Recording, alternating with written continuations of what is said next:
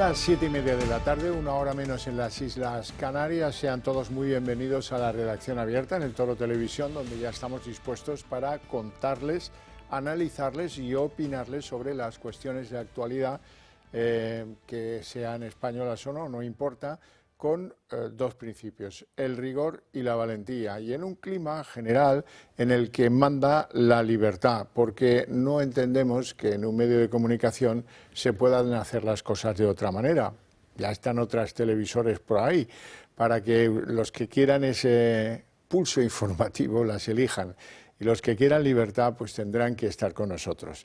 Vamos con Siria. Siria es ahora mismo uno de las grandes cajas de Pandora, de las cuales pues no se sabe cómo va a estar Europa, cómo va a estar Occidente posicionados con el nuevo régimen insurgente que ha derrocado a Bashar al-Assad.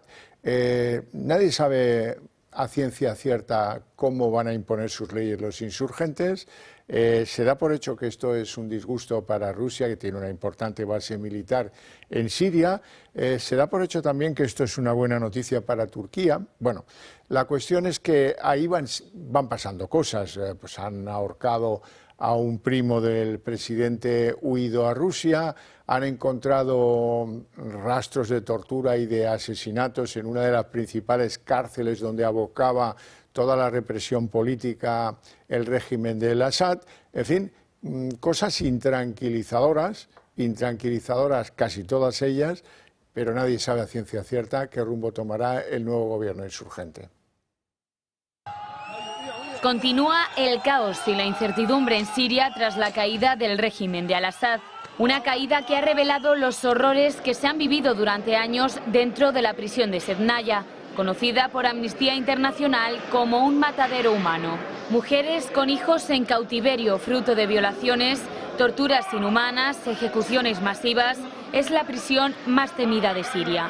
Tras la caída del régimen se han hallado casi 50 cadáveres de civiles torturados, una presa humana y un inmenso crematorio. Unos 6.000 supervivientes han recuperado la libertad, pero decenas de familias siguen buscando a los suyos. Según Amnistía Internacional, podría haber encarceladas entre 10.000 y 20.000 personas, en su mayoría contrarias al régimen. Las mismas fuentes calculan que entre 2011 y 2015 más de 13.000 personas fueron ahorcadas en secreto en esta prisión. El pasado domingo, tras la caída del régimen y quedar Damasco en manos de los rebeldes, se fueron abriendo las puertas de las cárceles hasta encontrarse con los horrores de Sednaya.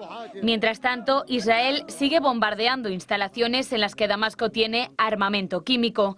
Han acabado con bases, aeropuertos y centros de investigación militares. Las tropas de Netanyahu avanzan por tierra y se sitúan a unos 20 kilómetros del centro de la capital. Los rebeldes intentan restablecer el orden y para ello han nombrado como primer ministro en funciones a Mohamed al-Bashir. Precisamente fue nombrado el pasado mes de enero como jefe del gobierno de salvación, una administración en zonas que escapaban al control de Damasco y vinculada al grupo islamista Organismo de Liberación del Levante. Mientras tanto, siguen sucediéndose las reacciones a este terremoto geopolítico. Para Josep Borrell, la caída del régimen es un fracaso de Putin. Es un palo para Putin. Esto geopolíticamente y militarmente es un fracaso muy grave de Putin. Bueno, necesitamos que nos aclaren dudas y que nos orienten en cómo debemos imaginar el futuro de Siria. No se me ocurre mejor interlocutor para ello que don Gustavo de Arístegui, diplomático y especialista en relaciones internacionales. Muy buenas tardes, gracias por atender nuestra llamada, don Gustavo. Muy buenas tardes, Javier. Muy buenas noches desde aquí, desde el Golfo Pérsico. Ajá. Bueno, a lo mejor desde el Golfo Pérsico se ven las cosas más claras. Aquí lo que vemos, estas cosas que dice Borrell, que esto es un palo para Putin, eso es evidente que sí, pero no vemos claro qué quiere que sea Siria en Europa, qué quiere que sea Siria en Washington. El nuevo presidente, pues Trump, no se pronuncia sobre este tema.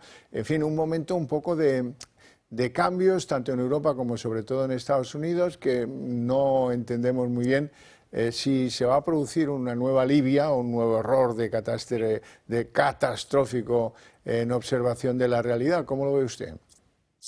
Bueno, yo creo que aquí hay varias cuestiones que convergen y no todas son buenas, más bien casi todas son malas, con la sola excepción de haber librado el mundo de un sanguinario régimen bárbaro y torturador de 53 años que causó centenares de miles de muertos, si no más.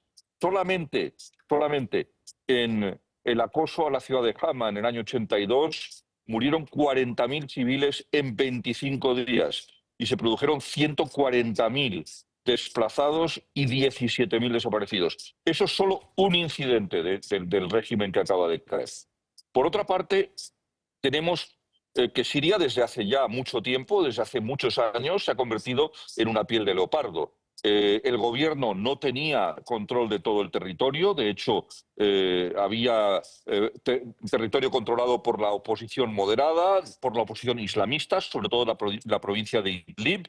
Teníamos zonas en el norte controladas por las milicias kurdas y teníamos incluso un pequeño trozo de terreno de tierra siria en el sudeste del país, en el que había o sigue habiendo en este momento casi 1.000 efectivos de las fuerzas especiales de los Estados Unidos que están directamente bajo el mando de la JSOC, de la JSOC, que es el Comando Central de Fuerzas Especiales de los Estados Unidos de América. Para que veamos un poco por dónde iban los tiros, y que ya mucha gente se estaba esperando la implosión del régimen, Estados Unidos empezó a bombardear instalaciones militares sirias 48 horas antes de la caída del régimen, al mismo tiempo que estaban también atacando bases de Daesh, sobre todo. Porque, francamente, no se podía decir que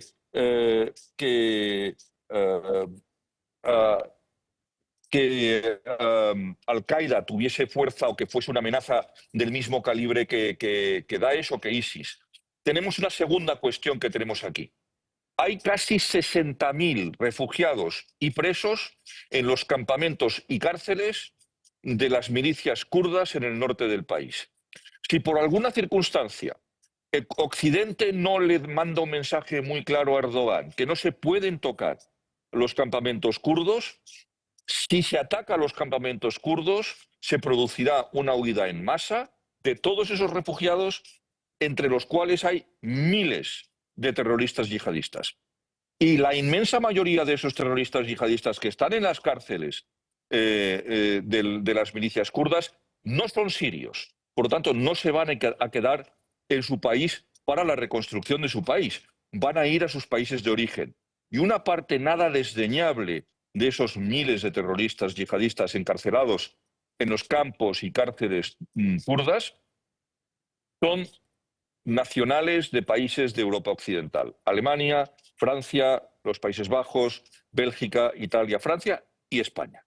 Con lo cual, si no conseguimos exigir a Turquía, un control férreo de sus fronteras y un compromiso inequívoco con la estabilidad de la nueva Siria, vamos a tener, uno, una nueva oleada de refugiados en Europa y dos, y casi más grave, sin duda más grave, una oleada de atentados terroristas en Occidente, como lamentablemente se han visto con cuentagotas. Muchos de ellos, y lo hemos visto en Alemania, Francia y en otros países de Europa, eran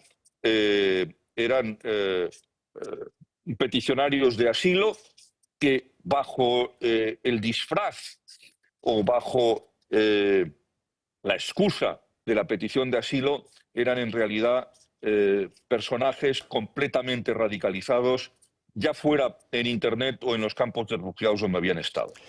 Pues, y tenemos un tercer elemento. Diga. Un tercer elemento, que es el elemento puramente geopolítico, que lo había dicho usted con mucho acierto. Es verdad que estamos ante una pérdida de un peón extraordinariamente importante para Rusia. No olvidemos que Rusia tenía dos bases en Siria, una aérea, que estaba en Tarsus, y una naval. La naval era esencial. Rusia tiene unos problemas extraordinarios para salir a aguas internacionales sin control de países adversarios. Tener una base en Siria era un elemento fundamental para su estrategia.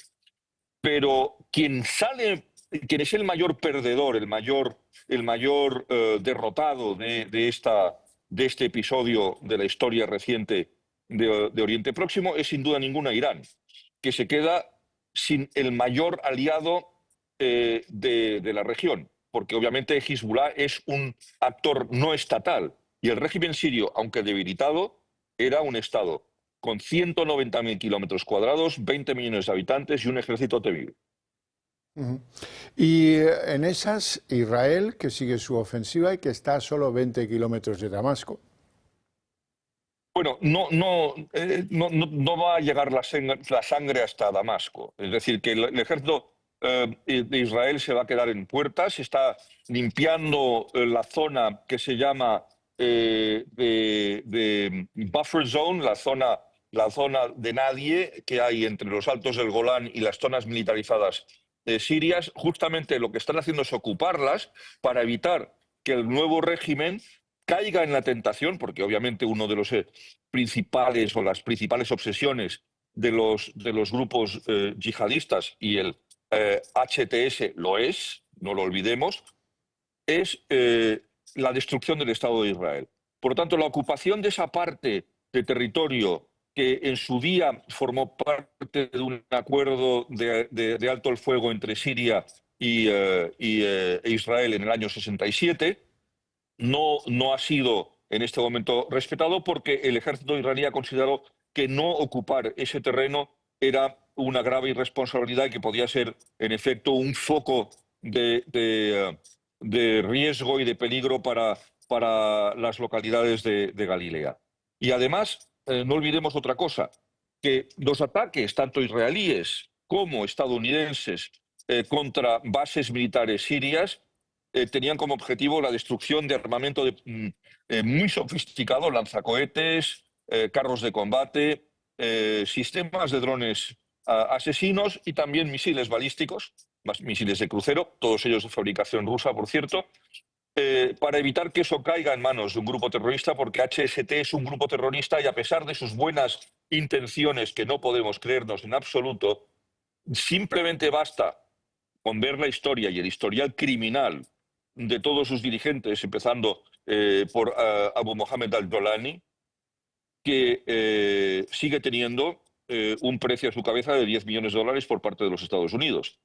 Pero también conviene analizar el nombre de la organización. Cuando se llama Hayat al-Tahrir al-Shams, lo que quiere decir es que es el alma de la liberación del Levante o del País del Sol, que es lo mismo que el Levante en árabe. Y el País del Sol, el Bilad al-Shams o el Levante, no es solo Siria, es Líbano, es Israel, son los territorios palestinos y es Jordania. Y por lo tanto, solo con el nombre ya sabemos que sus intenciones distan mucho de ser la sirianización de la yihad, como se dijo, o la yihadización de la rebelión, como también se dijo, sino que es un escalón más en la yihad global. No olvidemos que en su entrevista con la CNN, que hemos visto todos, entre el sujeto al-Jolani estaba flanqueado por la bandera nueva de Siria y también la bandera blanca de la yihad global. Esa es su verdadera intención.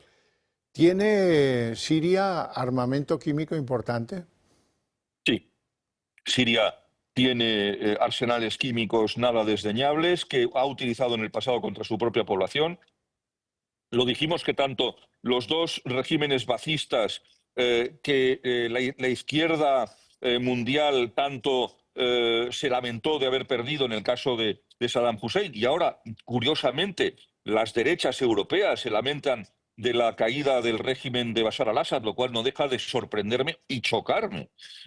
Bueno, pues para que nos hagamos idea de la capacidad que tienen estas armas químicas, por ejemplo, Saddam Hussein en la ciudad de Halabja mató en 15 minutos a 4.000 personas, es decir, más que lo que se le atribuye a la dictadura de Pinochet en 16 años, solo en 15 minutos.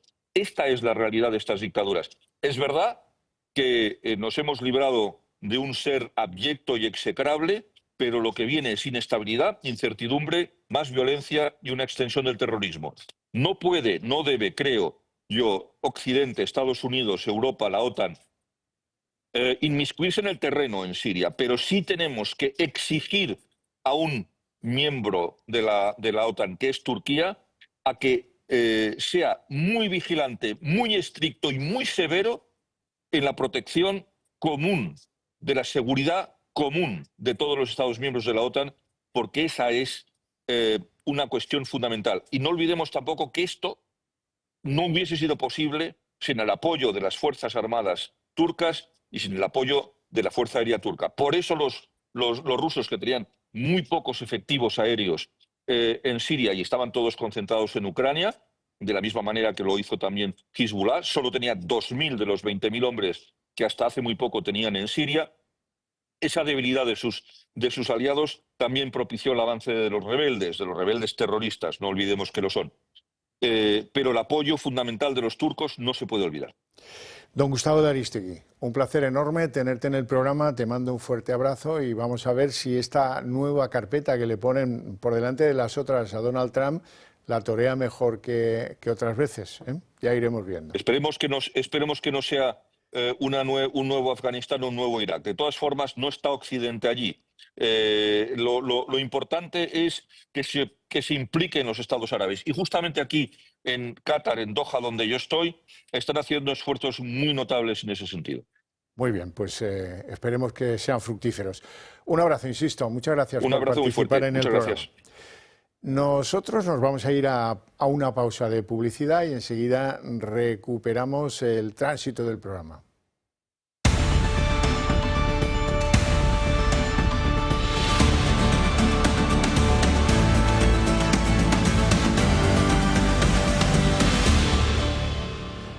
Quizá para justificar algo que pasó y que yo les voy a recordar con mucho gusto, recordarán que en la Dana pues tuvieron la visita de Margarita Robles, la ministra de Defensa, y pues esta mujer se llevó allí lo suyo en términos de insultos, de abucheos, etcétera, etcétera. Bueno, horas después, Defensa anunció que los militares que allí se encontraban desplazados no iban a continuar limpiando los garajes de la zona que todavía y aún hoy siguen estando afectados y cuya limpieza está siendo mucho más lenta de lo deseable. Ahora Robles ha revelado que algunos militares se intoxicaron durante la limpieza de los garajes afectados por la Dana.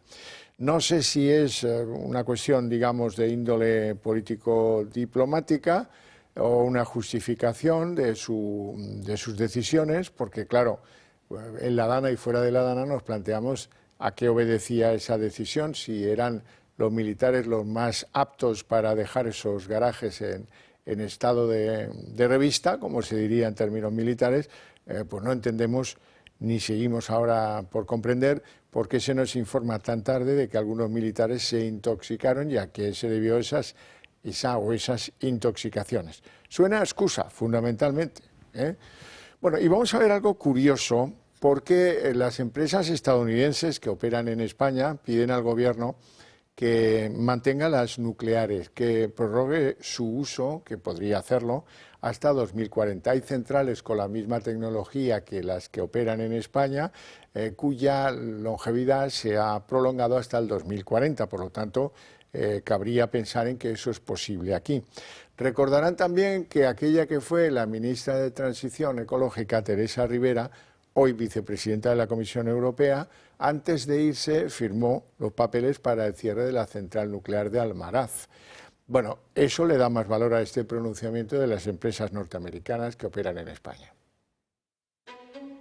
A las centrales nucleares les queda poco tiempo de vida. El Gobierno planifica desconectar todas las centrales en los próximos años a corto plazo para depender de forma progresiva de las energías renovables. La primera que eche el cierre ya tiene nombre, Almaraz, que lo hará en el año 2027. Sin embargo, las centrales se acogen a los datos. La de Almaraz, en 2023, generó el 7% de la demanda eléctrica actual, el equivalente al consumo de 4 millones de hogares españoles. Para 2035, el Gobierno prevé tener cerradas el resto de las centrales nucleares nacionales. Hace ya un mes, el Partido Popular, mediante una proposición no de ley, pidió que la vida de las nucleares se alargase varios años más, argumentando que el año pasado generaron el 20,3% de la electricidad consumida en España. Ahora la esperanza cae en la Cámara de Comercio de Estados Unidos en España, una propuesta que han recogido en un informe que se va a distribuir entre inversores extranjeros y líderes empresariales. Entre las medidas propuestas está fortalecer la política industrial con el objetivo de que alcance el 22% del PIB. Otra de esas medidas es sin duda la que más revuelo ha causado por un lado, pero por el otro, esperanza. Sobre la mesa han puesto a alargar la vida útil de las centrales nucleares hasta el año 2040.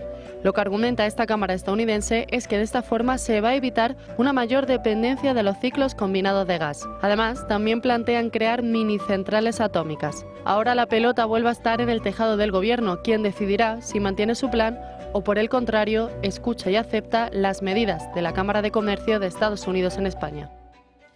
Bueno, ya sabéis que es interés de un servidor convenceros al máximo de lo posible de que hay que cambiar el paso en la percepción que le damos en nuestro país a los delitos producidos por el mundo de la droga.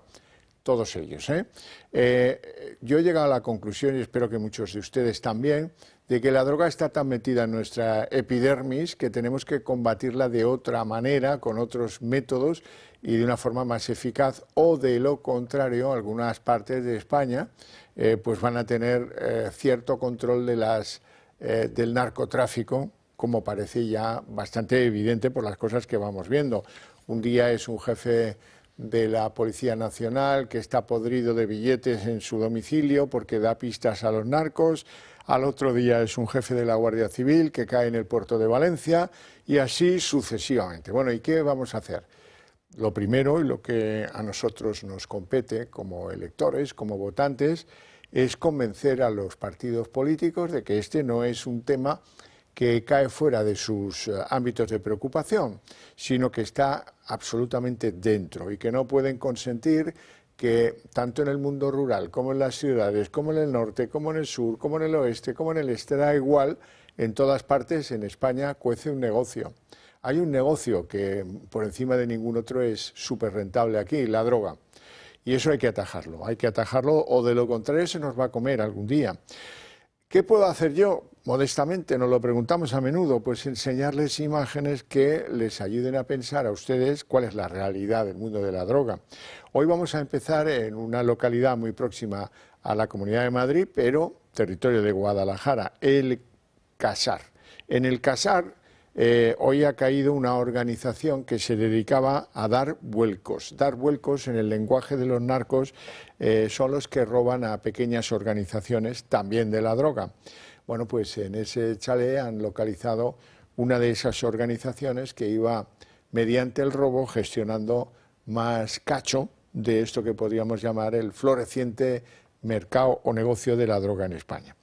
Y en Barcelona os tengo que contar, no sé, creo que no tenemos imágenes, pero palabra de honor que ha habido 9 detenciones en una operación antidroga bastante gruesa, bastante importante, en el Prat de Llobregat, que es la localidad que está al lado del aeropuerto de Barcelona, y en Viladecans, que es una localidad que está entre el Prat y la propia ciudad de Barcelona. Y más, también os digo, para que veáis la picaresca y el negocio que entraña todo esto, en el aeropuerto Adolfo Suárez Barajas de Madrid han detenido a una persona que en diferentes envases de cosméticos, de cosas personales, ¿verdad?, trataba de pasar por la aduana 4 kilos de drogas.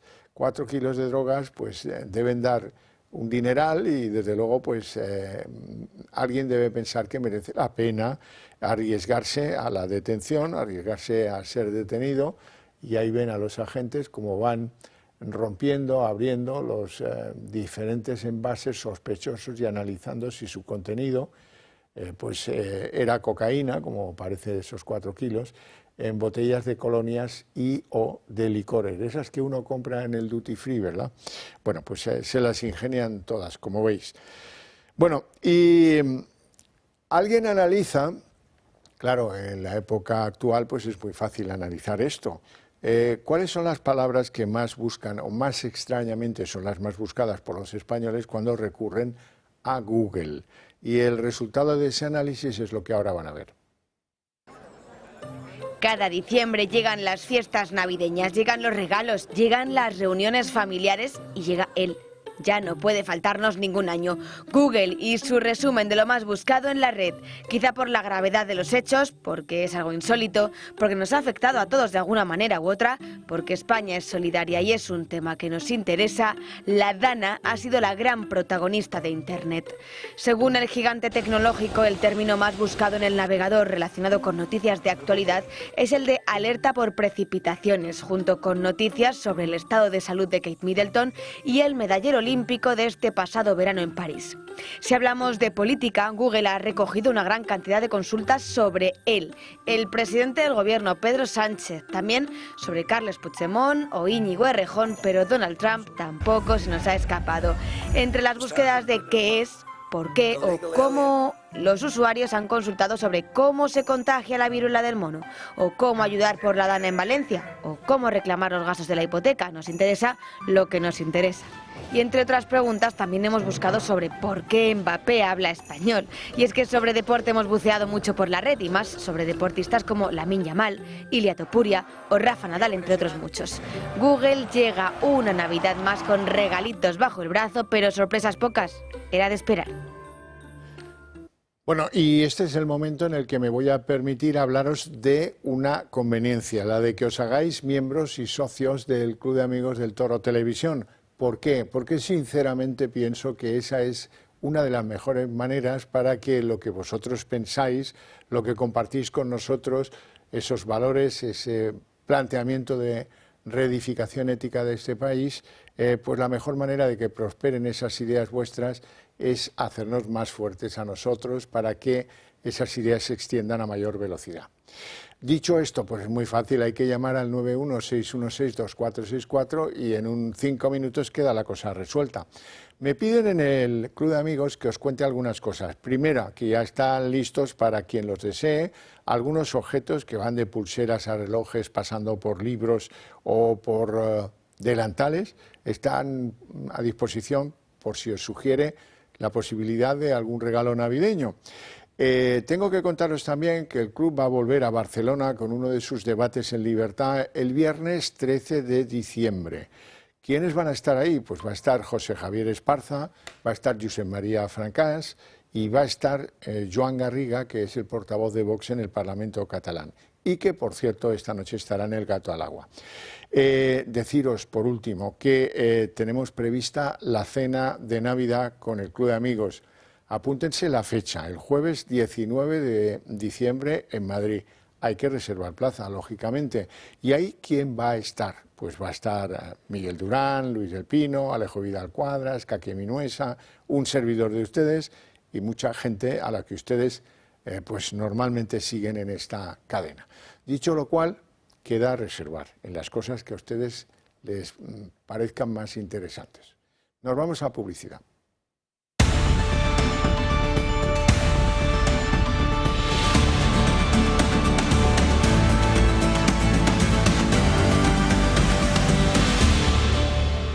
Las 8:06 de la tarde, momento en el que abrimos nuestra mesa de análisis político. Les presento a nuestros invitados hoy, don Antonio José Mesa. Muy buenas tardes. Muy buenas tardes, un placer. Es portavoz del PP en el Ayuntamiento de Getafe. Así ¿Todo bien? es. Bien, allí en mi ciudad muy bien. La pelea, ¿no? La pelea. Don Luis Suñer, economista y vicepresidente de Acción Liberal. Muy buenas tardes. Pues muy buenas tardes. ¿Todo bien? Pues sí, todo. Esperando todo el bien. momento. Estábamos hablando, aquí hay que contar las cosas. Estamos hablando, pero ¿esto cuánto puede durar? ¿Esto cuánto puede durar? Y hemos hecho algunas quinielas, no voy a revelar quién opta por qué, pero bueno, a lo mejor nos equivocamos todos. Esto es como la lotería, pero entusiasmo por la caída sí se empieza a detectar en las calles. Todos esos que a mí me paraban para decirme, pero dé más caña, pero dé más caña. Yo no sé cómo hacerlo ya para dar más caña. Pero bueno, uno dice, bueno, pues nada, daremos más caña, lo vamos a intentar. Ahora me dicen, ¿cuándo va a ser? Cuando va a ser es que hay algo en el ambiente que no huele a colonia y que parece que tarde o temprano afectará y mucho a los intereses de Sánchez. Sánchez es un trilero. Sánchez es un hombre, un maverick, que dicen los americanos. Y Sánchez, antes de verlo todo perdido, va a tener la tentación de sacar el asunto a las elecciones generales y ver si los dados, sus aliados le siguen proporcionando lo que ahora tiene. Eso cuando se vea muy perdido, lógicamente. De momento se dedica a hacer cosas que también son un reflejo de que el tipo se ve en horas bajas y complejas. Por ejemplo, sacar a pasear a Franco. Vea, que viene. Es que casi decir eso es como los niños de San Ildefonso y la lotería. Cuando Sánchez saca a pasear a Franco es que algo va a venir en términos electorales, o así ha sido en el pasado. El razonamiento es lo que me puede, y sobre todo el reproche. El reproche de que Sánchez no quiso estar ayer en la Catedral de Valencia, en el funeral por 222 personas, y eso sí, casi propone un día de la liberación del franquismo. Y ahí sí que van los ministros a porrillo, 10 ministros, el presidente, todos haciendo unas declaraciones, bueno, pues que están como mínimo fuera de la historia. Vamos a escucharle. Me gustaría hacer hoy un anuncio para el Gobierno muy importante y creo que también para el conjunto de la sociedad española. Y es que a lo largo del año 2025 el Gobierno va a impulsar la conmemoración de los 50 años de lo que vamos a llamar España en libertad. Poner en valor la gran transformación en este medio siglo de democracia logrado y homenajear a todas las personas y a todos los colectivos que la hicieron posible. Esta conmemoración se va a traducir en más de un centenar de actividades culturales, de eventos de diversa índole que van a inundar nuestras calles, escuelas, universidades, museos, a partir del 8 de enero del año 2025. A partir de nada, de ya, las Navidades y al salir, inundar las calles de los que nos han venido a redimir del franquismo. Yo al primer socialista que conocí ya tenía el acta de diputado. O sea, que quiere decirse que en la lucha contra el franquismo, digamos que se les vio poco, bastante poco.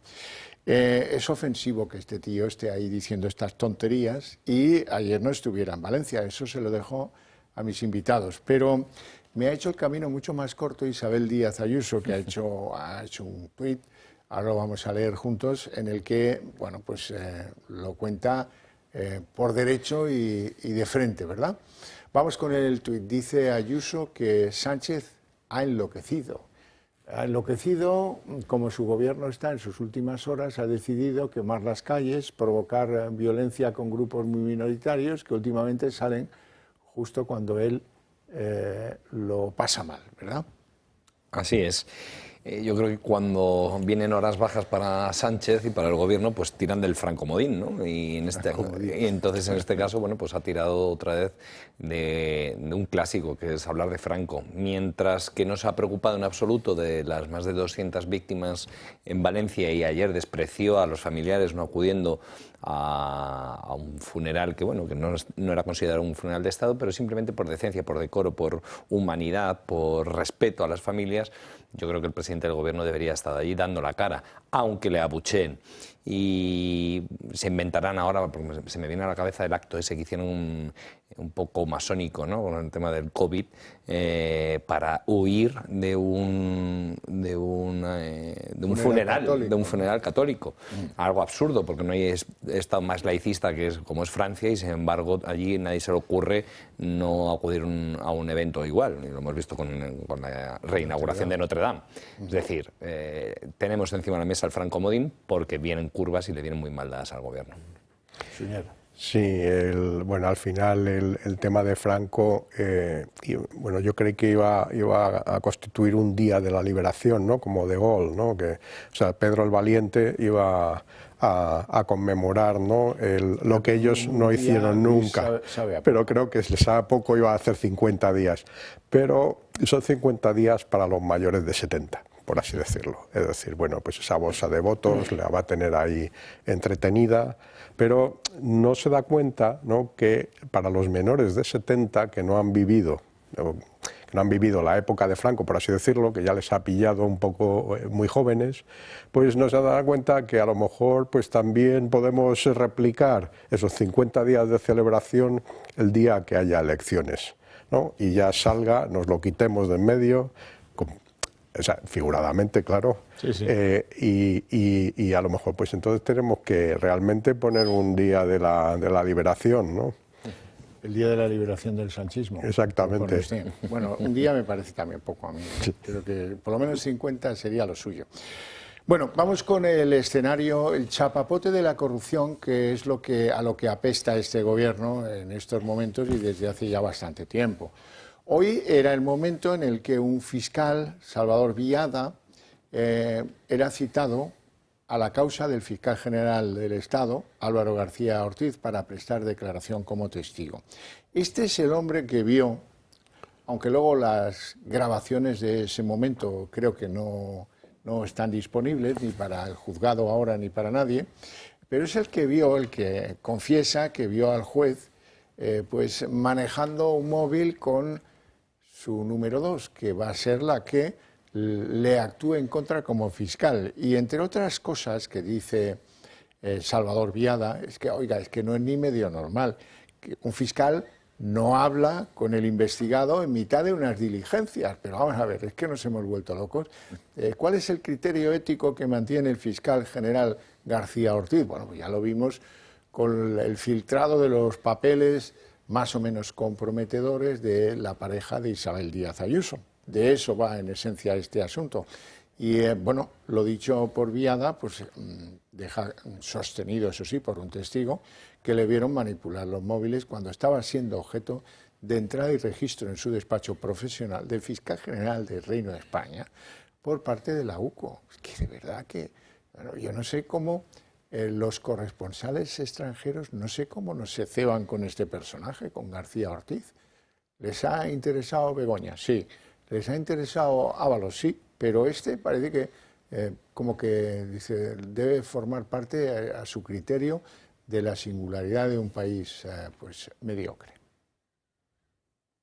Salvador Biada, fiscal del Tribunal Supremo, se ha sentado este martes ante el juez que investiga al fiscal general del Estado por revelación de secretos. El juez Ángel Hurtado lo citó después de que Biada asegurara haber visto a Álvaro García Ortiz revisando un móvil con su número 2, María Ángeles Sánchez Conde, el día que la UCO registró el despacho del jefe del Ministerio Público. Hoy Biada ha ratificado su testimonio y ha reprochado a García Ortiz que hablar con un investigado en medio de una diligencia no es propio de un fiscal general del Estado y que además está recogido en el Código Ético.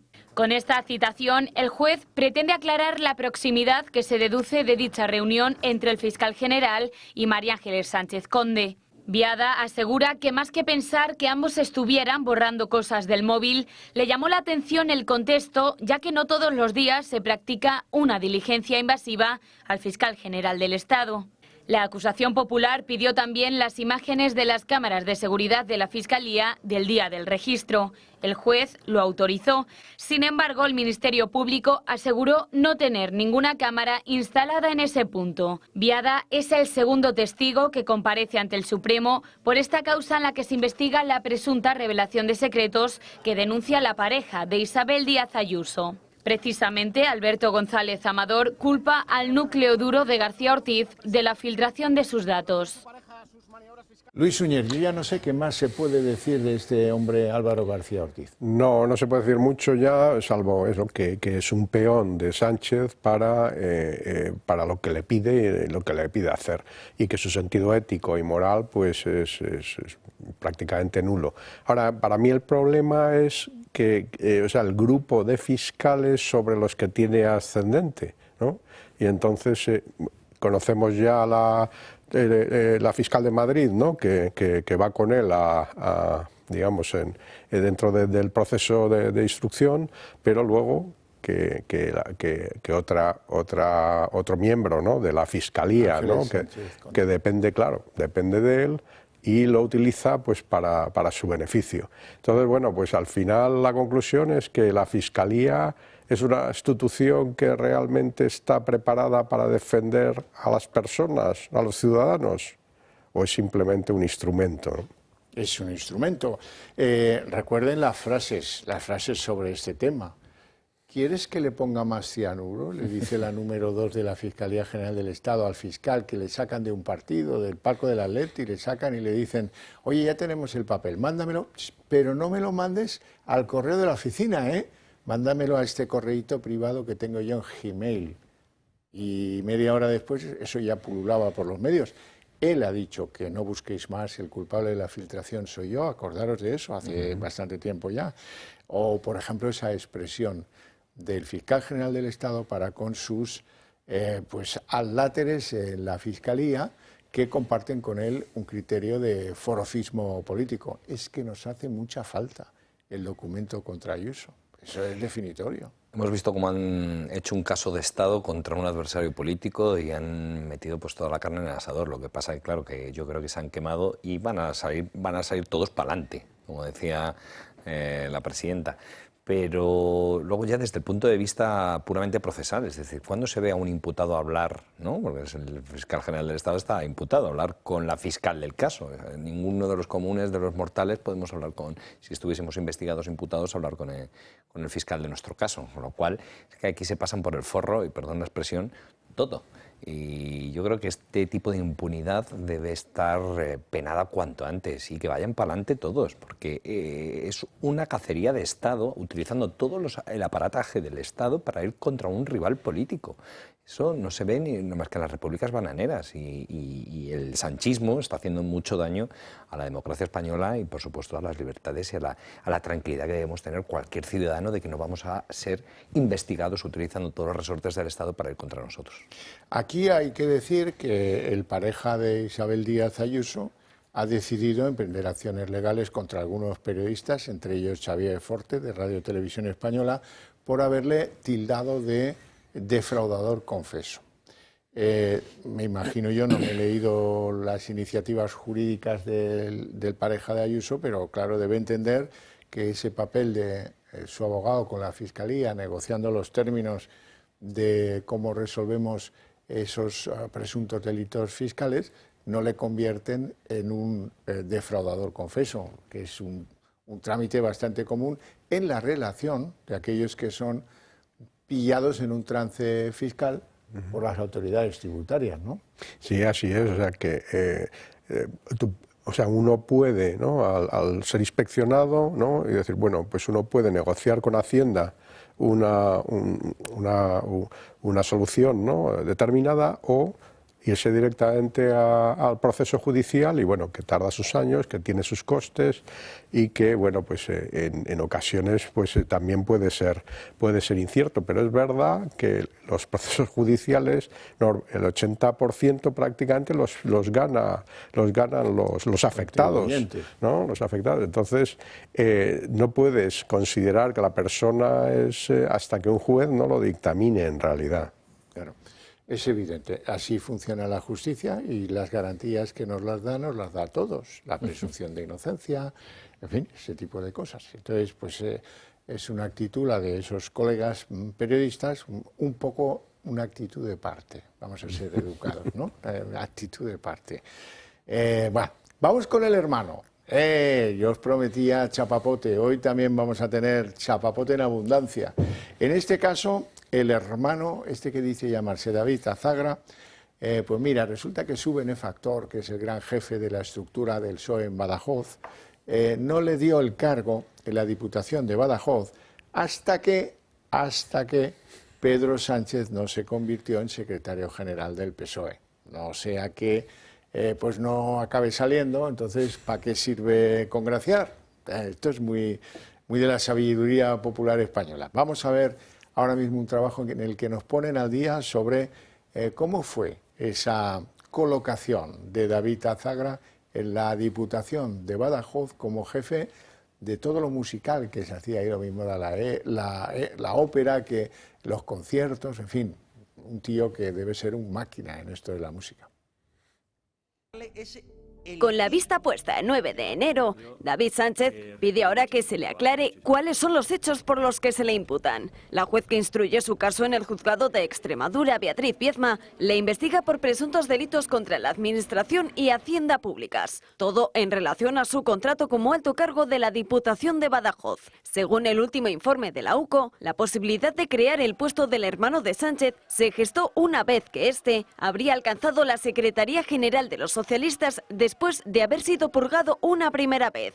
Corría entonces junio del año 2017, pero lo cierto es que la Diputación no buscaba ni siquiera en los meses previos personal para ocupar ningún puesto para la alta dirección. Al confirmar el socialista su puesto, se aceleraron todos los trámites para ratificar a David Sánchez como personal en la institución. Según la UCO, se ha identificado a 3 personas de la órbita del entorno de Sánchez que fueron decisivas en su elección. Entre ellos están el secretario general de los socialistas de Extremadura, Miguel Ángel Gallardo, y quien deberá comparecer también ante la justicia el 9 de enero, Elisa Moriano, su secretaria, y Cristina Núñez, concejal del Partido Socialista en Badajoz. Los agentes de la Guardia Civil prueban además que mantuvieron conversaciones vía email para crear el puesto de trabajo del investigado y formaron incluso una comisión asesora para la selección del personal candidato. Bueno, Antonio José Mesa. Pedro Sánchez, agencia de colocación S.A. Y Antes de llegar a la cumbre. Totalmente. O sea, esto ya empezó... No solamente colocó a su mujer en una cátedra sin tener una licenciatura para ello, sino que a su hermano pues en este puesto, y creíamos que el jeta era Sánchez, pero el que no iba a trabajar era el hermano, ¿no? Es todo, pues, luego rocambolesco e insultante, ¿no? Vemos también, después me acordaba ahora de las cuentas, ¿no? De la mujer que tenía 40 euros solo en 11 cuentas bancarias. Sin embargo, el hermano creo que va por 1,5 millones de euros, pisos en el VAS, en San Petersburgo, sí, en sí, definitiva. Sí. Bueno, pues es muy típico que los socialistas cuiden a la familia socialista. Yo lo veo en mi ayuntamiento. Tenemos amiguetes en Getafe, la alcaldesa, de los concejales, la hermana de un concejal, colocados en empresas públicas. Bueno, pues va con su ADN y allí donde gobiernan, pues colonizan todas las estructuras para hacer las suyas y para beneficiar a los suyos. Luis. Bueno, es un caso... un supuesto caso, por decirlo así, de nepotismo, ¿no? Es decir, yo utilizo mi influencia como secretario. Esto le podríamos llamar sopotismo, ¿no? Si lo hace el PSOE, sopotismo. Exactamente, pero como es el hermano, incluso yo creo que podemos llegar a llamarla hasta nepotismo. Entonces, donde el hermano se convierte en secretario general, llama a uno del partido. Ojo, a lo mejor no hace falta ni llamar.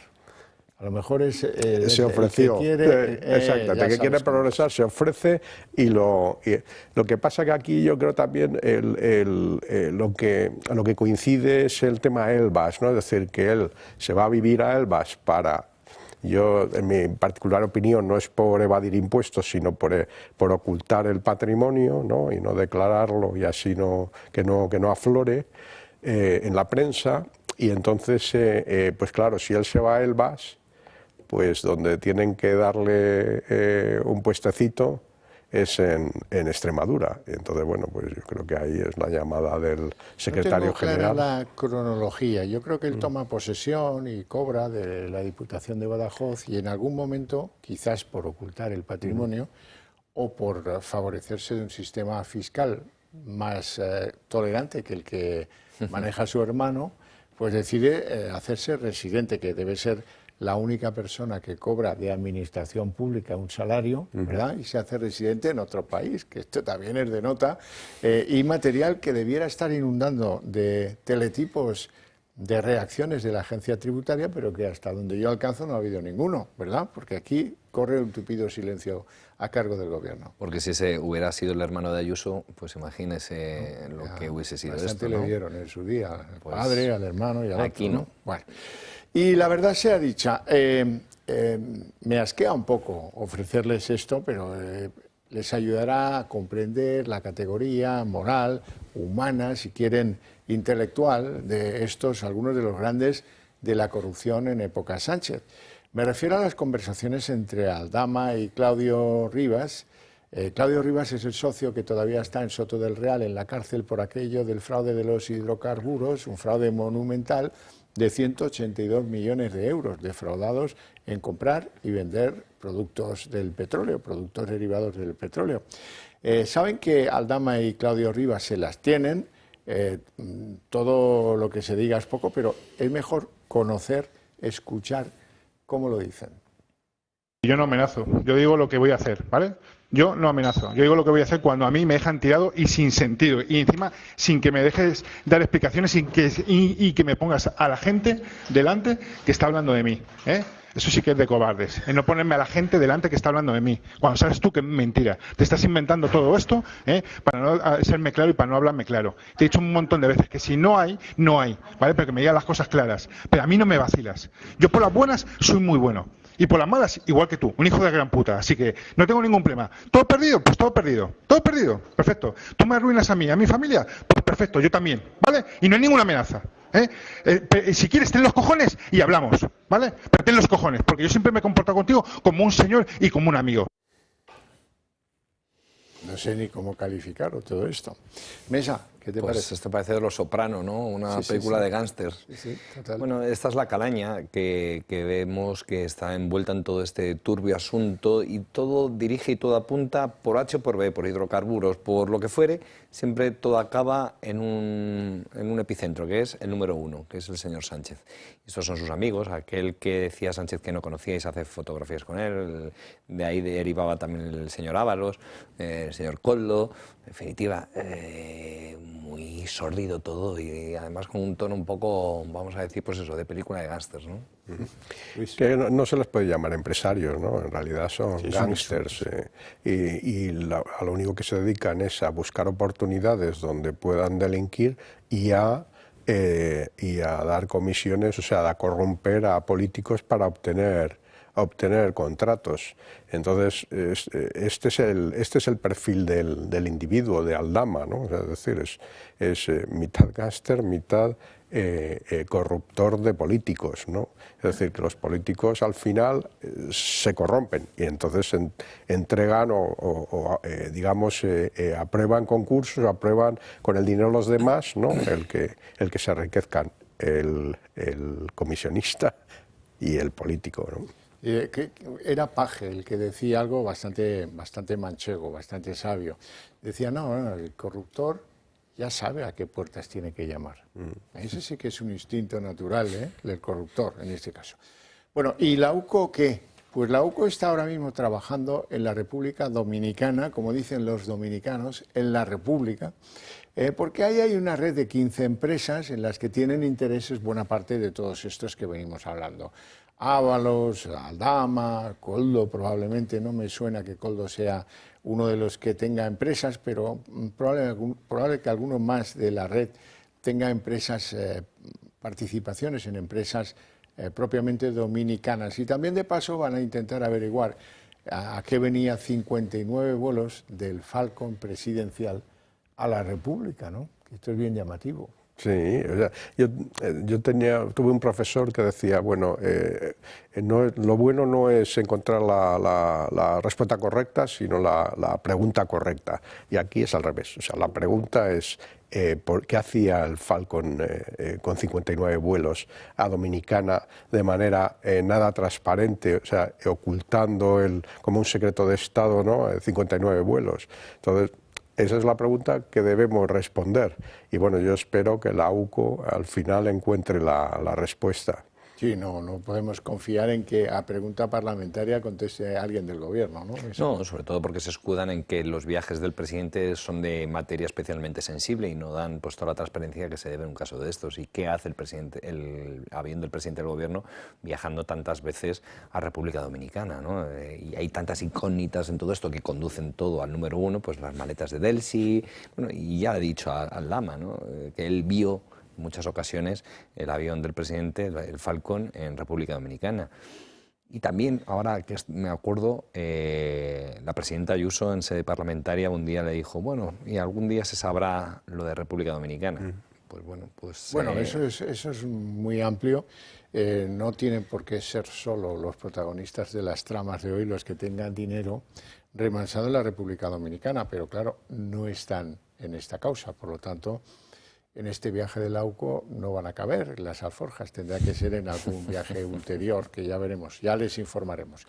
Vamos a conocer el chalet del hijo de Ábalos, que parece ser, los que están investigando todo esto, creen que es la sede, la tapadera, que se usó en diferentes compases de la trama que colgaba de Ábalos para, bueno, para blanquear mordidas, según las pruebas que muestra Aldama, o quién sabe para qué usos no revelados hasta ahora.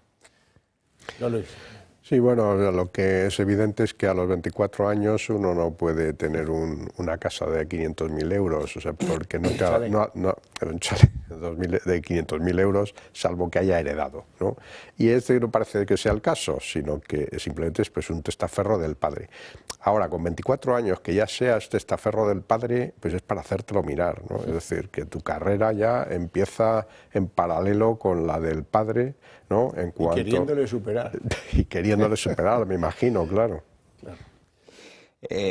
¿Cuántos chavales de 24 años se pueden comprar una casa de $500.000 de euros? Cuando además en este país ahora uno de los mayores problemas y retos que tenemos como nación es la falta de vivienda y la dificultad de acceso de tantos jóvenes a esa vivienda. Y me viene a la cabeza esta semana pasada, cuando el Congreso Federal del Partido Socialista, mi alcaldesa, la alcaldesa de Getafe, estaba en una de las mesas pues hablando del problema de la vivienda, ¿no? Y lo abordaban desde el punto de vista del Congreso Federal, el reto de la vivienda. Bueno, si mi alcaldesa ha hecho en 10 años que lleva la alcaldesa 0 viviendas públicas en mi municipio, pero igual que el señor Sánchez, ¿cuántas viviendas de las que prometió? Creo que eran 180.000, no ha construido ni una de ellas, es decir...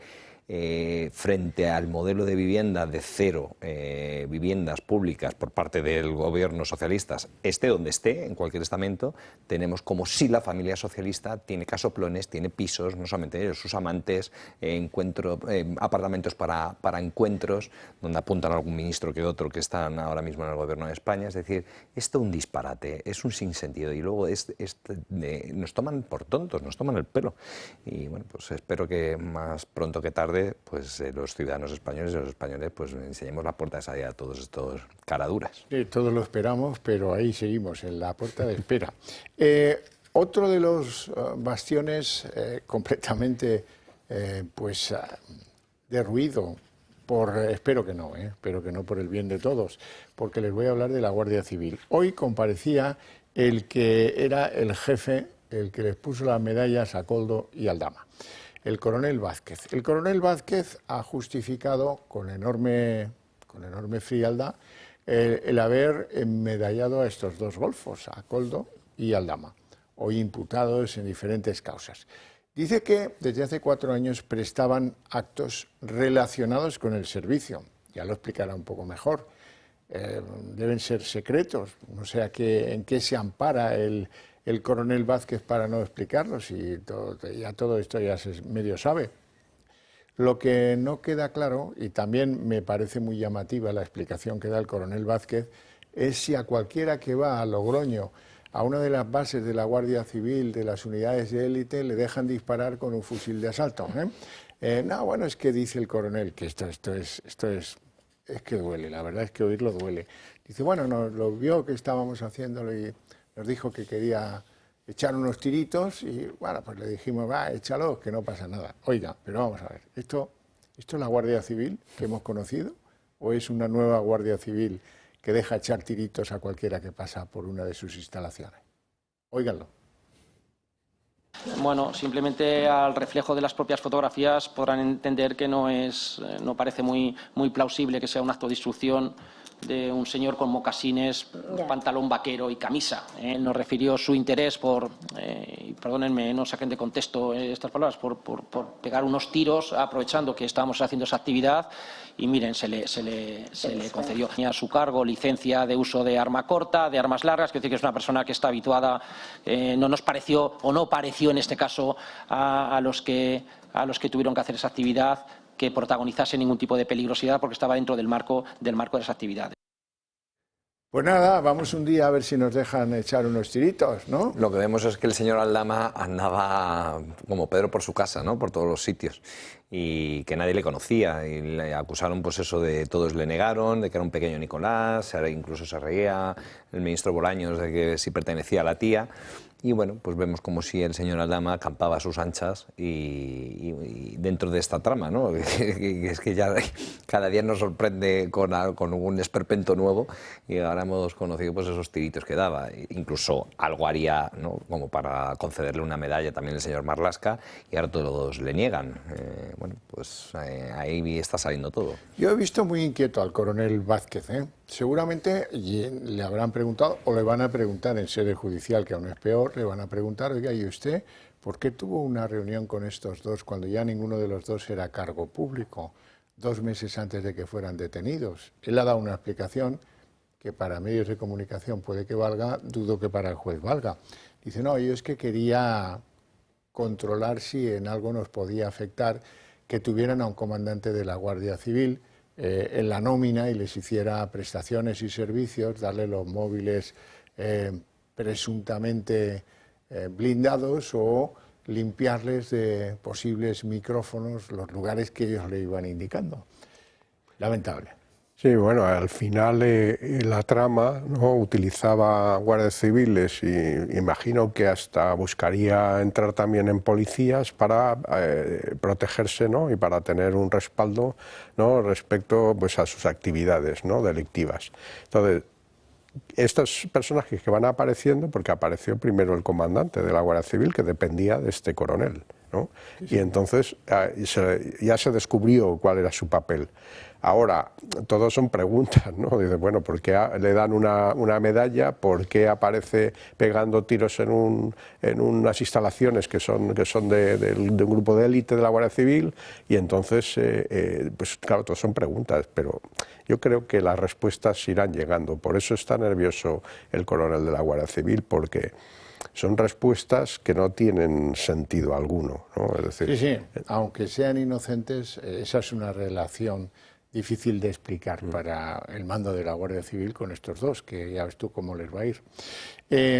Más cosas. Resulta que no quiere decir esto que tenga relación con la trama de las mascarillas, pero Fiscalía ha encontrado 2 pagos del gobierno aragonés de Javier Lambán, no por mucha cantidad, por 260.000 euros en mascarillas. Y ahora se está investigando en Zaragoza a una empresa que cobró 2 facturas por anticipado y con sospechas ya fundadas de que el material iba a ser defectuoso.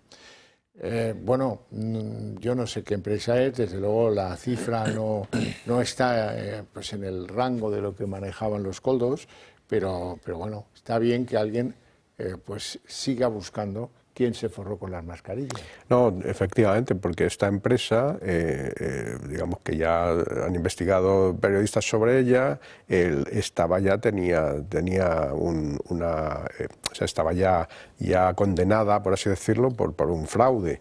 Entonces, o sea, que no era precisamente una empresa, digamos, honrada y con referencias. Entonces, nos iremos encontrando casos de estos ya más de, digamos, de menudeo, ¿no?, aunque sea una cantidad importante, donde, pues eso, en colaboración con el político, el decisor de turno, la administración de turno, pues irán apareciendo alguno que otro.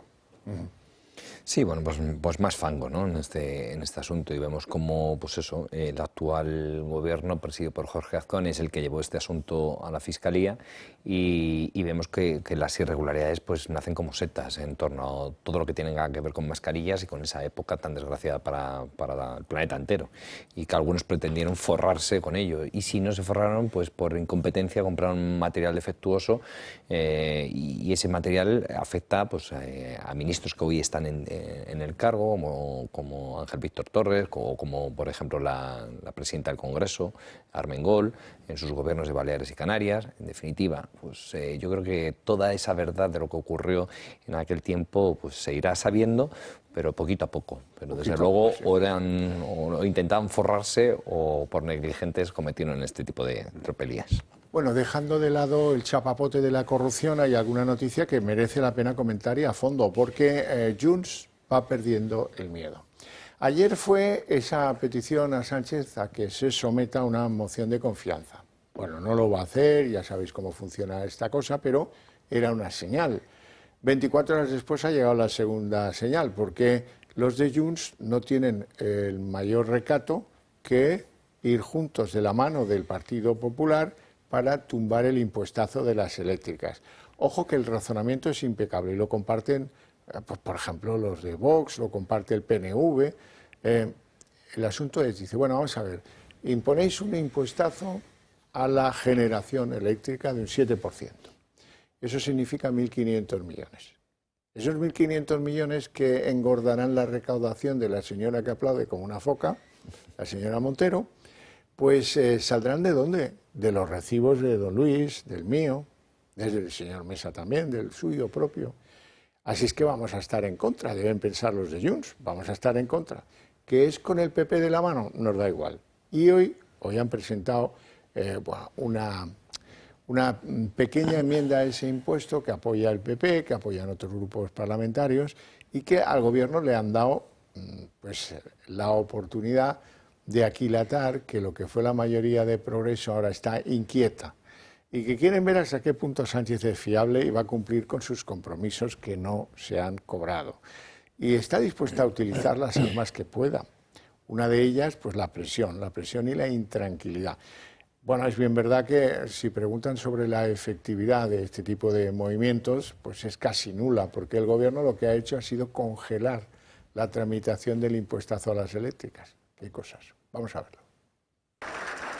Junts sigue presionando y se alía ahora al PP para suspender el impuesto a las energéticas. Una iniciativa incorporada en una enmienda y que afecta de lleno al bolsillo de los españoles, ya que nos cuesta cerca de 400 millones de euros anuales, 500 solo a los autónomos. Los de Carles Puigdemont quieren forzar aún más al Ejecutivo para que se someta a una cuestión de confianza. En el Gobierno siguen descartando esta opción para Sánchez. Evidentemente no hay ni intención ni necesidad, porque el presidente del Gobierno cuenta con el apoyo de la mayoría de los ciudadanos en este país, como se vio claramente demostrado, ¿no?, en ese pacto de legislatura. Y desde el Grupo Socialista en el Congreso niegan en todo caso que al acuerdo entre la oposición y algunos de sus socios la legislatura esté en riesgo. Primero, efectivamente, está en una fase temprana porque está en ponencia y por lo tanto hay todo un recorrido en el que vamos a intentar revertir o condicionar esa decisión. Lo cierto es que ahora el Gobierno maniobra para dinamitar este acuerdo y congelan por ahora esta tramitación parlamentaria.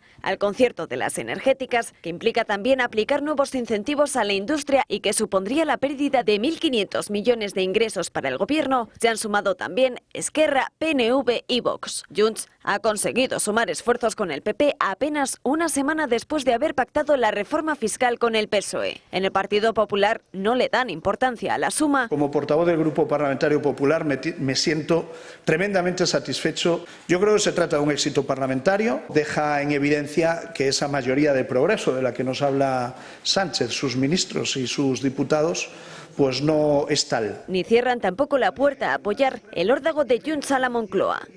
Claro, el problema radica en que para los socios de la ultraizquierda el compromiso de meter el impuesto a las eléctricas es clave. Sin él no apoyarían los presupuestos del año 25.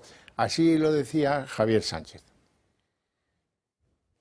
Si el Gobierno de Pedro Sánchez quiere seguir llegando a acuerdos parlamentarios con Podemos, es fundamental que el Gobierno cumpla lo que pacta con Podemos y particularmente nos estamos refiriendo a la recuperación, al restablecimiento del impuesto sobre las energéticas que Podemos pactó con el Partido Socialista.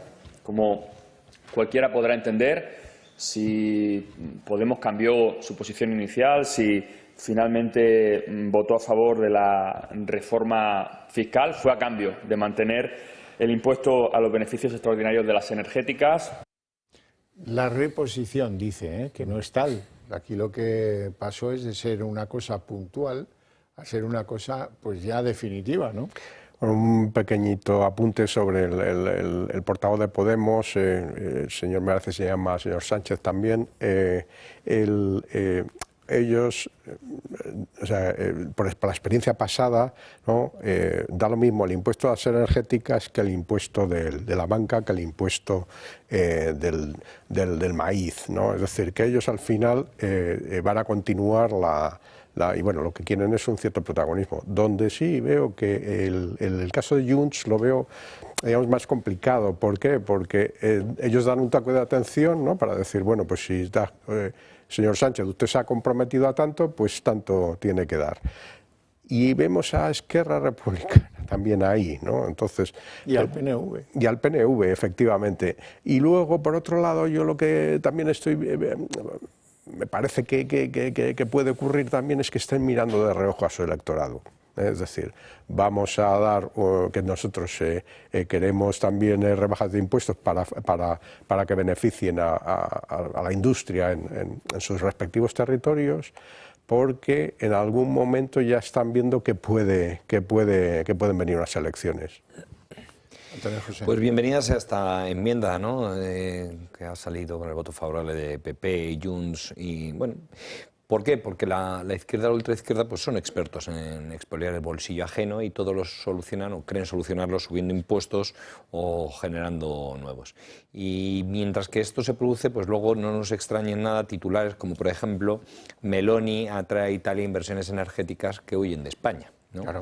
O la inflación se dispara casi un 20% desde que gobierna Sánchez, tiene 373 asesores más que el primer ministro galo y 10 veces más que el británico, o se han destruido en 2019 un total de 12.000 pymes. Bueno, estas son las consecuencias de esas recetas económicas equivocadas y que cada vez que se aplican pues ahuyenta la inversión o fastidian a aquel que genera oportunidades de empleo. Bueno, la verdad es que si uno tiene dudas sobre la credibilidad de Sánchez, caso que Sánchez te haga alguna propuesta, también las tenemos sobre la credibilidad de Junts, y son inmensas. Tanto es así que en Moncloa están muy tranquilos en esto. Dicen que no, que ya se acasó con la cesión del control de la inmigración, ya calmarán esto de la cuestión de confianza que proponen los de Puigdemont, lo cual, bueno, pues habida cuenta que tenemos en la oscuridad más oscura y más negra los acuerdos entre Junts y la presidencia del gobierno, que no se nos exponen nunca y que se celebran en sitios oscuros y extraños de Bélgica o de Suiza o no sé de qué sitios más, pues la cuestión para nosotros es que esto es una amenaza. Esto es una amenaza que siga planteándose las cosas como vienen siendo pues casi ya costumbre de este gobierno en su relación con los que le prestan apoyo momentáneo, como es el caso de Junts. Bueno, y de ahí para hablar de Baleares, porque Marga Proens, la presidenta balear, ha decidido retirar las negociaciones de los presupuestos, activar el trámite de usar los presupuestos ya vencidos en el próximo año y, aviso a navegantes, saben que todo esto tiene una intrahistoria y es que en Vox han considerado que es muy importante que el Partido Popular no ceda al nuevo reparto de menas por todas las autonomías y amenazaba a Vox con no apoyar los presupuestos de las autonomías donde hace falta para que esos presupuestos salgan adelante. La respuesta la ha tomado la primera autonomía, donde, por cierto, las negociaciones de presupuestos iban bien, bueno, pues Marga Proens decidió hoy arrinconar los presupuestos de Baleares del año que viene y, a la vez, mantener la ley de memoria histórica, que era otro de las grandes líneas rojas que planteaba Vox. Luis. Bueno, no solo mantiene eso, sino también mantiene la política lingüística en la educación. Es decir, yo lo que veo aquí es, y es lo que veo en el Partido Popular, ¿no? Que está para simplemente ajustar los márgenes. Es decir, yo quito un pipo por aquí de un poquito del IRPF, pues para acá poner la tasa de basuras, ¿no? Y el resto, que vaya, que siga su ritmo, ¿no? Las leyes que hace la izquierda, que no son de contenido, digamos, fiscal... Vamos pues, al consenso, ¿no? Eso, vamos al consenso, no hacemos ruido, no generamos problemas, no peleamos. Entonces, yo creo que en Baleares ha ocurrido eso, por lo menos desde la visión de lo que ha ocurrido hoy, sin conocer también, obviamente, a las personas y lo que hay ahí, lo que ha ocurrido en los días anteriores, pero el resultado que veo es ese. Yo creo que que aunque PP y Vox evidentemente tengamos nuestras diferencias, lo que no se nos debe olvidar que nuestro objetivo común es echar a Sánchez de la Moncloa cuanto antes, ¿no? Y no entender eso o no poner fáciles esos gobiernos de que la gente ha decidido democráticamente que sean mayoritariamente los del Partido Popular, y para eso se necesitan unas cuentas públicas y unos presupuestos, pues es lanzar las salvavidas continuamente a Sánchez. En ese sentido, pues apeló al sentido común y sobre todo no me tienen que dar lecciones de nadie de bajada de impuestos, porque lo creo firmemente y creo que el dinero donde mejor está es en el bolsillo de los ciudadanos. Y a lo que voy a la tasa de basuras, que además es una cuestión que toca muy a lo local, una tasa de basuras que quiero recordar que nos impone Sánchez a los ayuntamientos el tramitar por obligación, cuando se ha demostrado que no era un requisito obligatorio por parte de la directiva de la Unión Europea. Así que cuanto menos impuestos mejor, cuanto menor presión fiscal mejor. Sí, pero... y también entender que el objetivo es Sánchez, y todo lo que no sea facilitar gobiernos del Partido Popular, en este caso con Vox, o Vox facilitar los gobiernos del Partido Popular, es lanzar salvavidas al sanchismo. Ya, lo que pasa es que a veces pues uno en su margen de negociación con otros, que es obligado, porque si no, pues ya no podrá seguir pues replicando presupuestos año tras año la señora Proens, pues va a tener que entenderse con los que tienen la fuerza que le dio llegar al gobierno, ¿no? O sea que, bueno, pues es un horizonte corto, el dogal se lo están apretando y la verdad es que no creo que eso tenga buen resultado en la gestión, puramente en la gestión de las autonomías afectadas por este asunto. Bueno, no tenemos tiempo para más, tenemos que dejarlo aquí. Eso sí, antes que eso tengo que agradecer a mis dos invitados su presencia y sus opiniones en el programa, y a ustedes su interés y su paciencia desde sus hogares. Para ustedes, eso sí, tengo premio a la vuelta de publicidad, El Día en 30 minutos.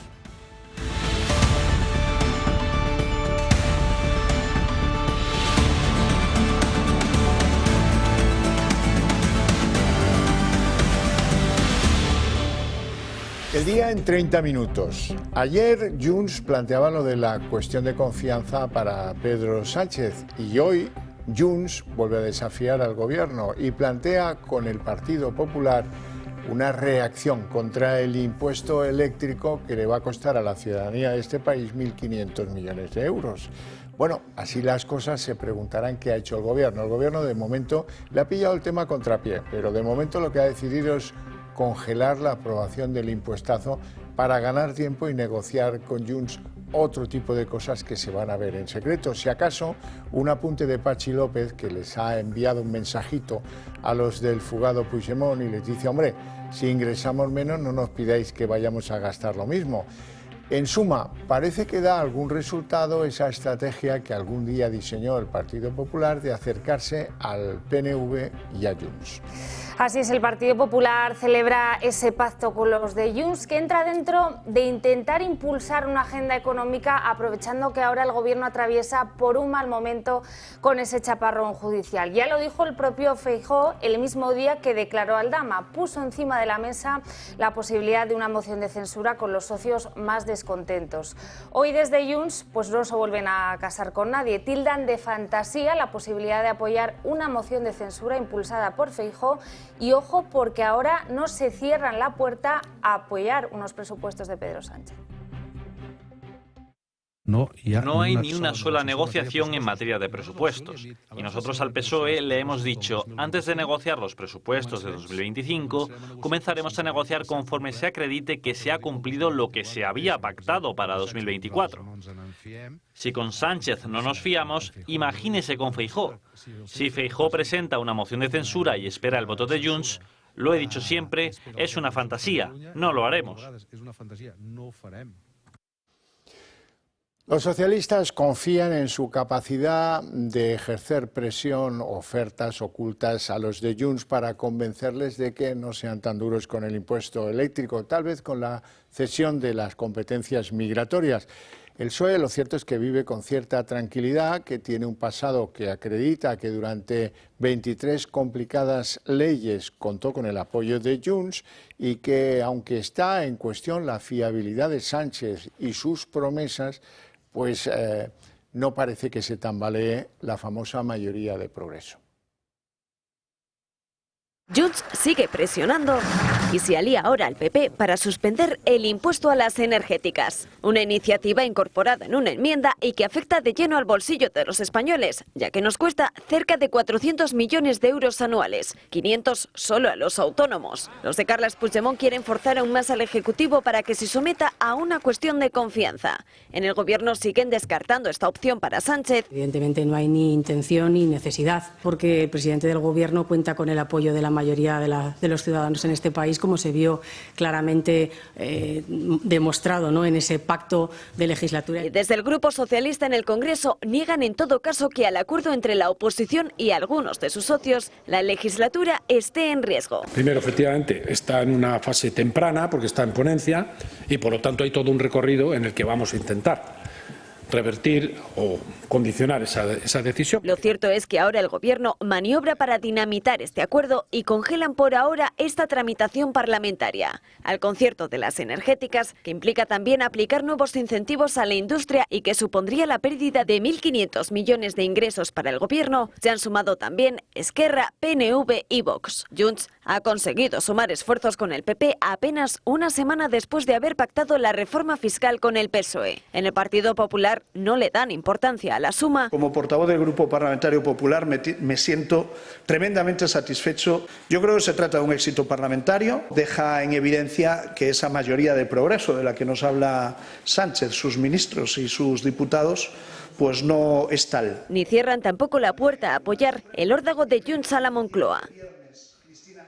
La de hoy no es la primera vez que Junts vota en contra de los intereses del gobierno de Sánchez. Los de Puigdemont son, de hecho, la formación que más portazos ha dado a iniciativas legislativas de Sánchez. Muchas veces, ojo, de la mano del PP e incluso de Vox.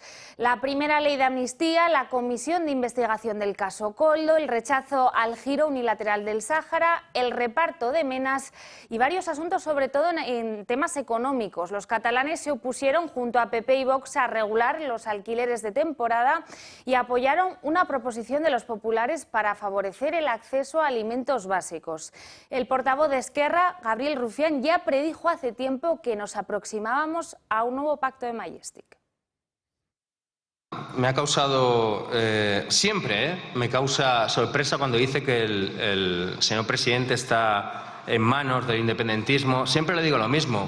Usted te hubiera pactado con Junts. Lo digo abiertamente y me da exactamente igual lo que digan en Cataluña. Y usted lo sabe. Usted hubiera pactado con Junts. Y usted pactará con Junts. Sí. Sí. Y no solo Junts amenaza al gobierno, también los 4 diputados de la mesa condicionan ahora su apoyo a los presupuestos a que el impuesto a las eléctricas se haga permanente. Si el Gobierno de Pedro Sánchez quiere seguir llegando a acuerdos parlamentarios con Podemos, es fundamental que el Gobierno cumpla lo que pacta con Podemos y particularmente nos estamos refiriendo a la recuperación, al restablecimiento del impuesto sobre las energéticas que Podemos pactó con el Partido Socialista. Como cualquiera podrá entender, si Podemos cambió su posición inicial, si finalmente votó a favor de la reforma fiscal, fue a cambio de mantener el impuesto a los beneficios extraordinarios de las energéticas. Junts le ha perdido el respeto a Sánchez. Al primer aldabonazo reclamando la famosa moción de confianza de Sánchez, le ha seguido hoy nada menos que un acuerdo con el Partido Popular para tumbar el impuestazo a las eléctricas.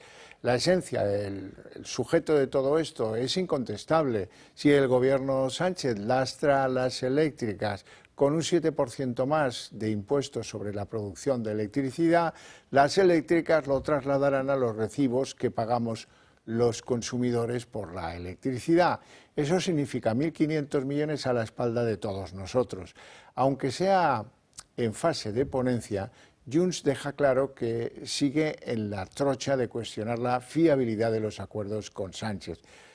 Pactar ahora una acción conjunta con el Partido Popular es mucho en estos tiempos. Se trata de una segunda escaramuza de los de Puigdemont que evidencia que esa famosa mayoría de progreso no pasa por su mejor momento. La reacción del gobierno, tranquilidad o apariencia de ella.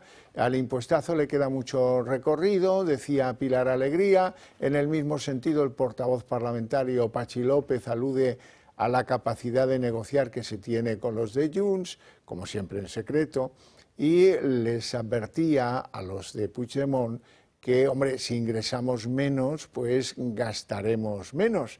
Los de Junts en su deriva han querido dejar claro pues que una cosa es no fiarse de Sánchez, pero que todavía se fían menos de Feijóo y que, por supuesto, no votarían nunca una hipotética moción de censura del Partido Popular contra Pedro Sánchez. Bueno, ¿y en qué anda Pedro Sánchez? Pues tras su notoria ausencia ayer en el funeral de las víctimas de la Dana, hoy el presidente ha querido rendir homenaje, pero en este caso a las víctimas de la represión, la guerra y la dictadura de Franco. Con motivo de su participación en este acto, el presidente del Gobierno ha anunciado nada más y nada menos que se llevarán a cabo a partir de 2025 más de un centenar de actividades para conmemorar el 50 aniversario de la muerte de Franco.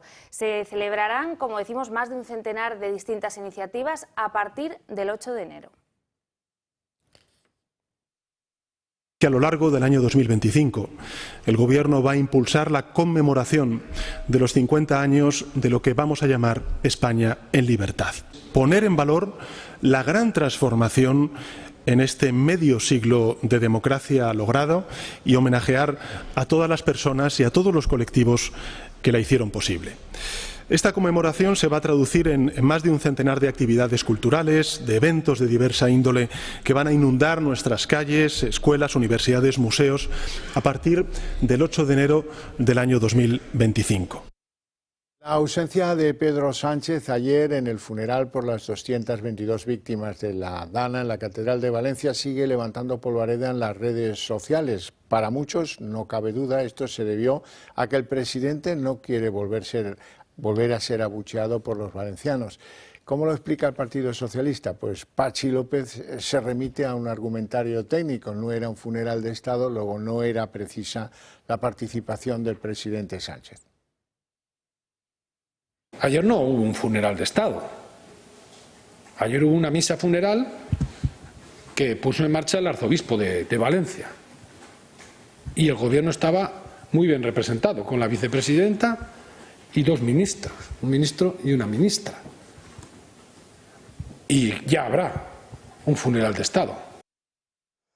Bueno, y hace escasas horas los reyes, sus majestades, aterrizaban en Roma para la primera visita oficial de Estado de la Casa Real en más de 26 años. Mañana serán recibidos por el presidente de la República, Sergio Mattarella, y por la primera ministra de Italia, Giorgia Meloni, y hoy dedicarán el día a actos relacionados con la Italia más española, la de los hispanistas y los compatriotas.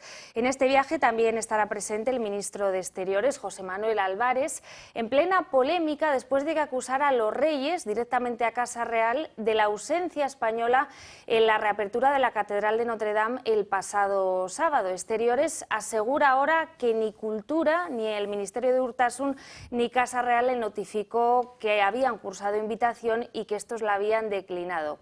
Casa Real ha asumido esa culpa, asegura que fue por motivos de agenda y niega cualquier tipo de encontronazo con el Ejecutivo de Pedro Sánchez.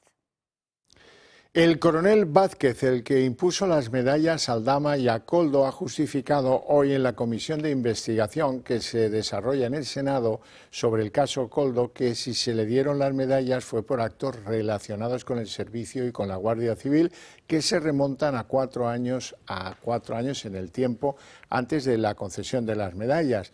Vázquez le ha quitado importancia a que permitieran a Aldama, a un civil, que disparase un fusil de asalto en unas instalaciones reservadas para las unidades de élite de la Guardia Civil. Nos refirió su interés por, perdónenme, no saquen de contexto estas palabras, por pegar unos tiros aprovechando que estábamos haciendo esa actividad y miren, se le concedió, teniendo en cuenta que era una persona de la que se conocía su pasión o su interés por este tipo de armas. Es conocido y también era conocido que tenía a su disposición o tenía a su cargo licencia. No nos pareció o no pareció en este caso a los que tuvieron que hacer esa actividad que protagonizase ningún tipo de peligrosidad. Y la Fiscalía pone ahora en el foco un contrato de mascarillas adquirido por el Gobierno de Aragón, presidido en aquel momento por Javier Lambán durante la pandemia. Según la Fiscalía, se habrían llevado a cabo 2 pagos por 260.000 euros que esta compañía, posible acusada de fraude, cobró de forma anticipada y con sospechas de que se trataba de material defectuoso. De hecho, según informa ABC, la Cámara de Cuentas de Aragón ya había detectado en 2022 un pago aproximado de 260.000 euros por mascarillas defectuosas sin constancia de que éstas se hubieran entregado. Más adelante el Gobierno de Lambán sí que habría certificado que gran parte de esas mascarillas se recogieron y que estaban en buen estado. El Gobierno del Popular, Azcón, que es el que ahora mismo ostenta ese ejecutivo de Aragón, fue la persona que decidió abrir esa investigación, llevarla a la Fiscalía, y este es el motivo por el que ahora se ha cursado esta denuncia, que veremos a ver en qué desemboca. El fiscal del Tribunal Supremo, Salvador Villada, ha declarado hoy como testigo ante el Tribunal Supremo en el caso que investiga al fiscal general del Estado, Álvaro García Ortiz, por la presunta filtración de datos reservados de la pareja de Isabel Díaz Ayuso. Villada ha venido a ratificar que vio con sus propios ojos a la teniente fiscal del Alto Tribunal, Ángeles Sánchez Conde, hablando y mirando un móvil junto al imputado el pasado 30 de octubre, cuando la UCO estaba registrando el despacho del máximo responsable del Ministerio Público. Además, ha dicho Villada que también a él le parece verdaderamente poco ético que la fiscal del caso departa con un imputado, en este caso es su jefe, Álvaro García Ortiz. Salvador Villada, fiscal del Tribunal Supremo, se ha sentado este martes ante el juez que investiga al fiscal general del Estado por revelación de secretos. El juez Ángel Hurtado lo citó después de que Villada asegurara haber visto a Álvaro García Ortiz revisando un móvil con su número 2, María Ángeles Sánchez Conde, el día que la UCO registró el despacho del jefe del Ministerio Público. Hoy Villada ha ratificado su testimonio y ha reprochado a García Ortiz que hablar con un investigado en medio de una diligencia no es propio de un fiscal general del Estado y que además está recogido en el Código Ético. Con esta citación, el juez pretende aclarar la proximidad que se deduce de dicha reunión entre el fiscal general y María Ángeles Sánchez Conde. Villada asegura que más que pensar que ambos estuvieran borrando cosas del móvil, le llamó la atención el contexto, ya que no todos los días se practica una diligencia invasiva al fiscal general del Estado. La acusación popular pidió también las imágenes de las cámaras de seguridad de la Fiscalía del día del registro. El juez lo autorizó. Sin embargo, el Ministerio Público aseguró no tener ninguna cámara instalada en ese punto. Villada es el segundo testigo que comparece ante el Supremo por esta causa en la que se investiga la presunta revelación de secretos que denuncia la pareja de Isabel Díaz Ayuso. Precisamente, Alberto González Amador culpa al núcleo duro de García Ortiz de la filtración de sus datos. Y ya se empiezan a notar las primeras consecuencias tras la ruptura de Vox y su decisión de no apoyar los presupuestos en aquellas 5 comunidades en las que gobernaba con el Partido Popular. En el caso de Baleares, la presidenta popular, Marga Proens, ha decidido prorrogar las cuentas de 2024 y aparcar ese proyecto ante la falta de apoyos después de la decisión de Vox. Ha pactado además con la izquierda mantener la ley de memoria democrática que estaba previsto que se derogara este martes. Vox condicionó la semana pasada su apoyo, además del tema migratorio, a que el catalán dejase de ser lengua vehicular en las islas. Según Marga Proens, esta es una línea roja que no están dispuestos a pasar. Y en la página internacional, el presidente de Brasil, Luis Ignacio Lula da Silva, que tiene 79 años, descansa en la unidad de cuidados intensivos de un hospital de Sao Paulo después de haber sido sometido a una intervención quirúrgica de emergencia para drenar una hemorragia cerebral que sufrió tras una caída. La cirugía transcurrió sin incidentes, no se han detectado daños cerebrales del presidente brasileño y en este momento se encuentra bien, monitorizado en una cama de la UBI, pero ya hay algunos de su entorno que han conseguido hablar con él. Y continúa el caos y la incertidumbre en Siria después de la caída del régimen de Al-Assad. Hoy la gran noticia es que ya hay elegido un nuevo primer ministro que va a estar en este periodo de transición y que se trata de Mohamed El Basir. Con la caída del dictador comienzan también a emerger los horrores del régimen, cuya dinastía gobernó con mano de hierro el país árabe desde los años 70. Miles de familiares desaparecidos se agolpan estos días en centros de detención, cárceles o cuarteles policiales en búsqueda de noticias de sus familiares desaparecidos. Hoy, sin duda, la gran protagonista es la prisión de Sendaya, más conocida como la cárcel de los horrores, donde han aparecido nada más y nada menos que 50 cadáveres de civiles torturados, una prensa humana y un inmenso crematorio.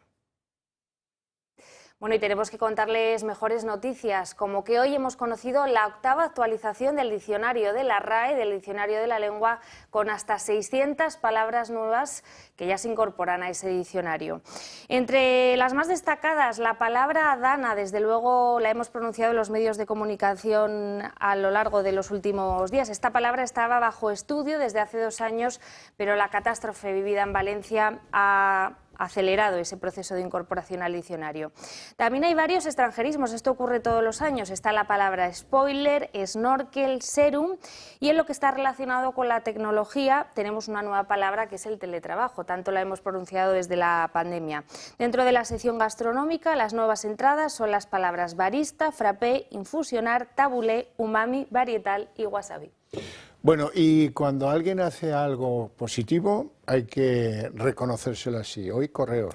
Así es, desde Correos han habilitado varias oficinas, incluso sus carteros están yendo a los domicilios de las zonas cero de la Dana para facilitar, para asesorar en esos trámites, en esa solicitud de las ayudas que muchas familias se les está haciendo engorroso.